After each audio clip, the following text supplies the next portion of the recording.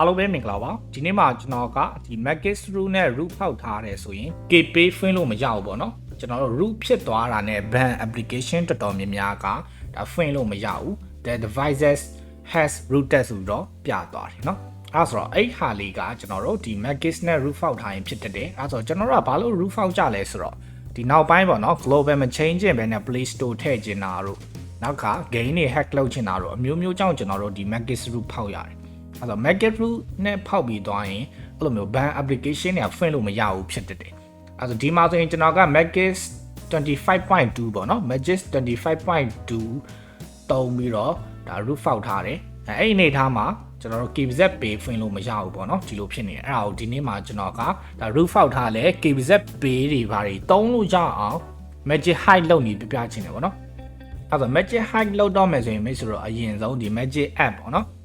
Magisk app ကိုဖွင့်မယ်ပြင်ပြီးကျွန်တော်တို့ဒီအပေါ်ထောင်းကပေါ့နော် setting လေးကိုတစ်ချက်သွားပြီးမယ်နော် setting လေးကိုသွားပြီးဝိုင်းအောက်နားလေးမှာ ZYGISK ပေါ့နော် ZJIT ပေါ့အဲ့ဒါလေးကိုကျွန်တော်တို့ on ပေးလိုက်မယ်နော် on ပြီးရင်တော့ reboot ဆိုပြီးတော့ချခိုင်းတယ်နော် reboot ချခိုင်းတယ်အဲ့ဒါဆိုတော့ကျွန်တော်တို့အဲ့ဒါလေး on ပြီးရင်ဒါလေး off နေလဲဆက် on ပေးလိုက်နော်အဲ့နှစ်ခုပေါ့အဲ့ဒါလေးနှစ်ခု on ပြီးသွားပြီဆိုရင်ကျွန်တော်တို့ဒီမှာ reboot ပေါ့နော် reboot လေးတစ်ချက်ချပေး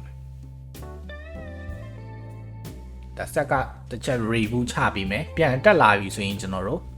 on တင်အောင် on ပြီးရင်ဆက်သုံးလို့ရပြီပေါ့နော်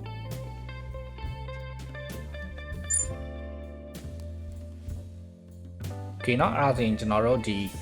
Magisk app ကိုပဲတစ်ချက်သွားမယ်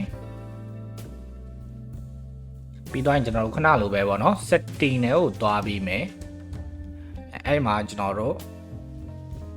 ဒီအောက်နားလေးမှာပေါ့နော် configure Danny list ဆိုတာလေးရှိရယ်နော် configure Danny list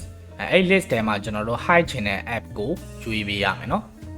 အဲ့ဒါဆိုရင်ကျွန်တော်ကအခု KBZ pay သုံးချင်တာဆိုတော့ KBZ pay ကိုတစ်ချက်အမှန်ချစ်ပေးမယ်နော်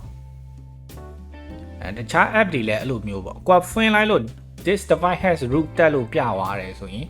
ဒါကျွန်တော်တို့ဒီမှာ MNG လေးလာချစ်လိုက်တာနဲ့ပေါ့နော်ကျွန်တော်တို့ဒီမှာ KBZ pay ကိုတစ်ချက်ပြန်ကေးလိုက်မယ်နော်ကေးပြီးတော့ KBZ pay ကိုဖွင့်ကြည့်လိုက်မယ်ဆိုရင်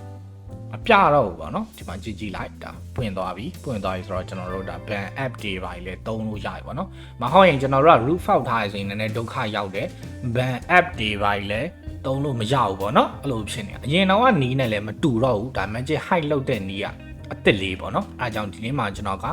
Magisk 25.2လားမသိဘူးเนาะအဲ့ဒီ version ကိုတုံးပြီးတော့ပြလိုက်ပါတယ်